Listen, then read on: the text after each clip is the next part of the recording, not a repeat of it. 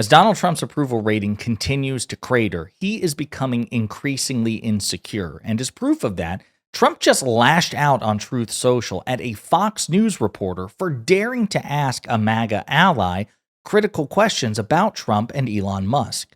But before we unpack all that, if you end up liking this video and you want to support the channel, please be sure to hit the like, subscribe, and alert bells before you go.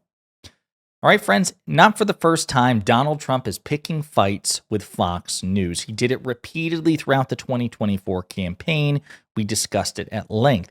Anytime Fox News would have on a Joe Biden surrogate, a Kamala Harris surrogate, Trump would lose his mind. How dare you give airtime to my enemies? How dare you ask them questions and put their face on? How dare you run Democrat Kamala Harris ads? He would lose his mind. Well, it seems to be he's returning to old tricks as his polls crater. So this is Trump today on Truth Social. I watched Jacqui Heinrich from Fox over the weekend, and I thought she was absolutely terrible. She should be working at CNN, not Fox. Not surprisingly, I later found out that she's a fan of the White House Correspondents Association. Okay, this is the group that organizes or typically organized the press pool in the United States White House, right? This idea that no matter who is president or what party, the press should be selecting who gets to ask questions of the president of the United States, be it Joe Biden, Donald Trump, Barack Obama, George Bush, and not the White House themselves. Because, of course, the White House might be tempted to exclude outlets that might be critical of them. A Democrat might be tempted to exclude Fox News, even though that's never happened and no attempt has really been made to make that happen. Or in the case of the moment, Donald Trump as a Republican might want to limit the Associated Press because they won't use the Gulf of America to describe the Gulf of Mexico. That's what Jacqui Heinrich is a fan of. We did a video about this, how she debunked the notion that this is bad for free speech. No. The White House Correspondents Association is really good for free speech because it protects from the precedent that Trump wants to create. So he's lashing out at Jacqui Heinrich, right? Why would he do that? Well, apparently it was in reference to this interview that she conducted with Bernie Moreno, a Republican senator of Ohio. And I want to play this clip and remind you, because in any sane context, these are reasonable questions, perhaps a bit adversarial, but quite frankly, reporters should be a bit adversarial no matter who they're talking to.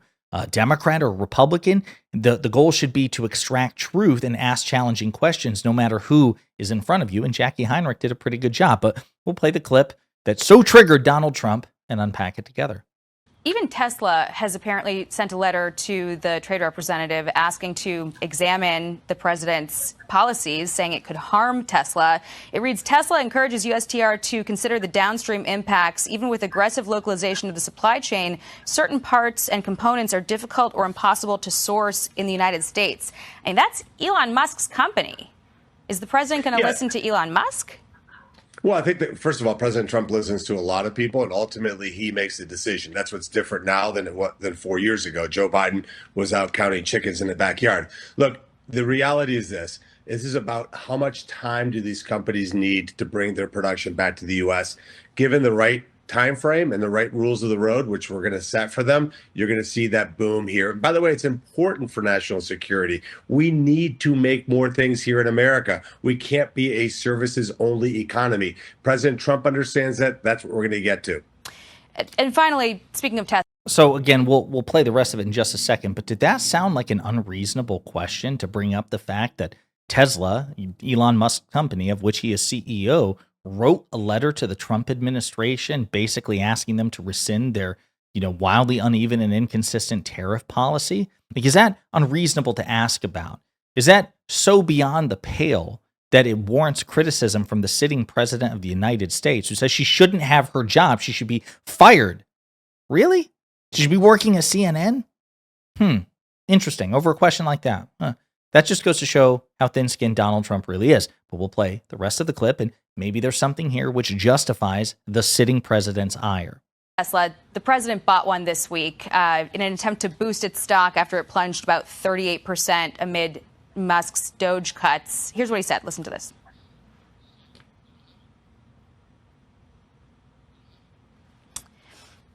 Okay, we don't have that sound there. But, sir, there was basically a display at the White House there. He surveyed some cars. It was happening as, Americans' 401k accounts were facing some struggles because of this tariff war happening right now. Was that an appropriate thing for the president to do there? Was it sensitive to the moment that we're in, buying a car, using the White House as a backdrop for that? Well, first of all, he's promoting American-made products. I applaud him for doing that. He's not the first president to do that. Most presidents have done something like it in the past. Joe Biden did it in his term and excluded Tesla. I think at the end of the day, you have Democrats now being anti-EV. So maybe we get some balance now because they were only EV. Look, the reality is this. President Trump is a president that's going to reindustrialize this country, bring back our might of the Midwest, and that's why he's so popular in states like mine. I guess we'll have to find out if So again, that didn't seem particularly hostile. Ideally, this is the ideal, I suppose, of the media, right? This would be the British, right? Generally speaking, they assume an adversarial posture no matter who they're talking to. You may recall Andrew Neil, who is a famous conservative British broadcaster, interviewed Ben Shapiro a few years ago, and Shapiro had a total meltdown, frothing at the mouth, accusing him of being, this liberal hack. And Andrew Neil very calmly just continued to ask adversarial questions and tried to redirect him back to the question. And at one point said, calling me liberal, if you only knew how silly that sounds. Because again, Andrew Neil's conservative, but his ethic is, okay, no matter who I'm talking to, I should be adversarial. Mehdi Hassan is a good example of this too, but he was also a British trained journalist, right? Because he will grill Democrats as well, not just Republicans. Now, does the level of grilling vary? I suppose, and that's okay, because some politicians should probably be grilled more than others, especially when they're more dishonest, like, for example, Donald Trump. But Jacqui Heinrich, if you saw her interviews on Fox News Sunday, she asked tough questions no matter who the guest was. That's what you should do. And Donald Trump is so thin-skinned, he can't handle. And remember, he's not even being interviewed here. It's not like she's asking Trump questions. She just happens to be asking questions of a MAGA Republican lawmaker. And that's a bridge too far for Trump. We don't know. We don't do that here at Fox News. She should lose her job. She should be working for CNN. So strange. But again, it's indicative, folks, of what I mean.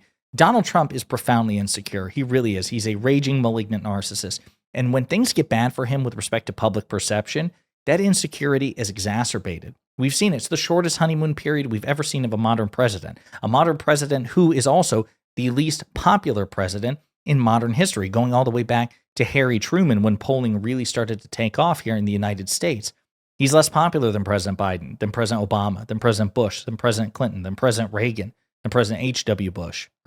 This is where we are. Can't handle it. This idea he has to tell himself and his supporters, I have a popular mandate. He doesn't have a popular mandate. He won the popular vote with a mere plurality, not a majority. And he's confronted every damn day with additional information, which shows that he's not popular and many of his policies are not popular. He's underwater on the economy in poll after poll after poll after poll. That used to be his strongest issue, where he had an outsized and quite frankly undeserved advantage with respect to polling. This is what I think you're seeing right now. It's just where he's freaking out. What's he doing? He's drinking his Diet Cokes and watching Fox News rather than governing the country. And maybe we should be grateful for that, given how stupid he is. And he's seeing, oh my God, there's a reporter on there who will ask tough questions of MAGA Republicans instead of one softball session after another. She's terrible. She shouldn't be working here. And also note the sense of ownership.